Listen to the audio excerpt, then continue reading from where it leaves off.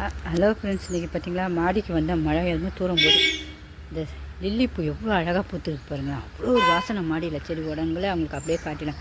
இப்போ ரெண்டு ரெண்டாக அழகாக அங்கங்கே எப்படி இருக்குது பாருங்கள் பார்க்க. எல்லோரும் இப்படி பார்த்துருக்கீங்கன்னு சொல்லுங்கள்.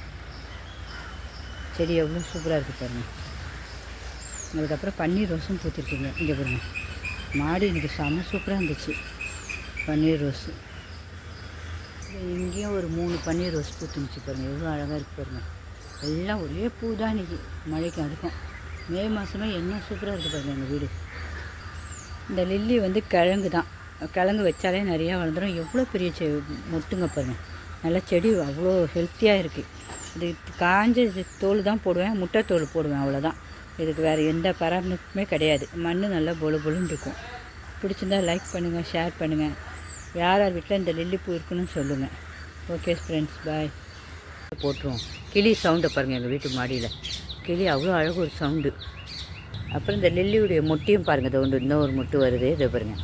எத்தனை பேர் இப்படி லில்லி மொட்டு கிழங்கு வச்சுருக்கீங்களோ, வீட்டில் வச்சுருக்கீங்கன்னு சொல்லுங்கள். இது ஒரு கிழங்கு தான். எப்பவும் பூ பூத்திக்கிட்டே இருக்கும்.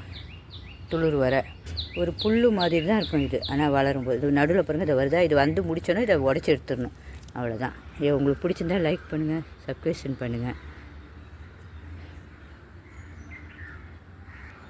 இந்த பூவை பற்றியே உங்களுக்கு நான் வீடியோ போட்டிருப்பேன். இதோடைய விதையை உங்களுக்கு காட்டணும் தான் இப்போது எடுத்திருக்கேன். ஏன்னா விதை ரொம்ப சீக்கிரத்தில் வராது. இதை வந்திருக்கு பாருங்கள். இதை பாருங்கள், ஒரு காய் மாதிரி இருக்கும் விதை. இதுலேருந்து பஞ்சு மாதிரி வரும். இதான் விதை. இந்த 2 விதை வந்திருக்கு எனக்கு. இதை இனிமேல் வெயில் காலம் நல்லா காய வச்சுட்டு இந்த விதையை போட்டால் வந்துடும். அதுதான் சரி, தெரியாதவங்களுக்கு காட்டணும் தான் காட்டுறேன். Okay friends, bye. அடுத்த வீடியோ பயனுள்ளதாக பார்ப்போம்.